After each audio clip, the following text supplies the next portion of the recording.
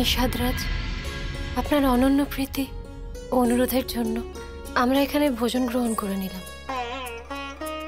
এবার কি আপনার নৌকায় আমাদের গঙ্গার ওই পারে নিয়ে যেতে পারেন, নাকি এখনো আপনার মনে আরো কিছু অভিলাষা বাকি রয়েছে? অবশ্যই নিয়ে যাব মাতা। নদী পার করানোই তো আমার জীবিকা। কিন্তু কিন্তু কি? বলুন না। কি করে বলবো মাতা, অত্যন্ত সংকোচ হচ্ছে।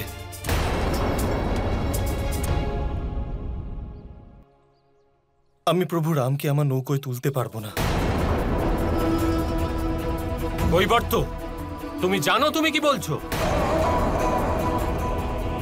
ভ্রাতা রামকে তোমার নৌকায় তুলবে না? কি চাও তুমি?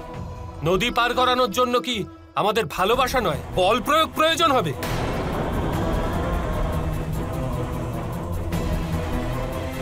রাজকুমার লক্ষণ, আপনি চাইলে আমি আমার প্রাণও দিয়ে দেব, কিন্তু আমি কিছুতেই শ্রীরামকে আমার নৌকোয় তুলতে পারবো না। কৈবর্ত! আমি কথা বলছি নিষাদরাজের সাথে।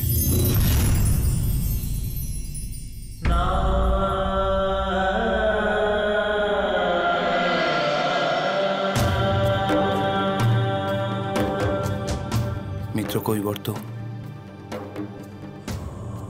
আমাকে আপনার নৌকায় স্থান দেবেন না?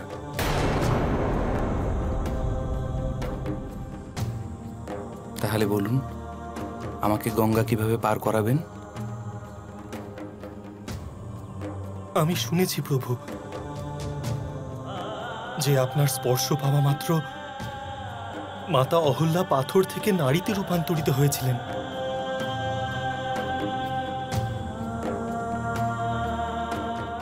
আমার ভয় হয় প্রভু যে আমার এই কাঠের নৌকা আপনার পাদস্পর্শে যদি নারী হয়ে যায়, আমার কি হবে প্রভু?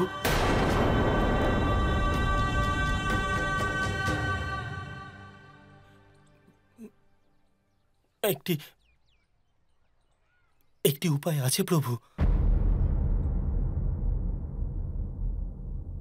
আপনি আমায় আপনার চরণ ধৌত করতে দিন প্রভু।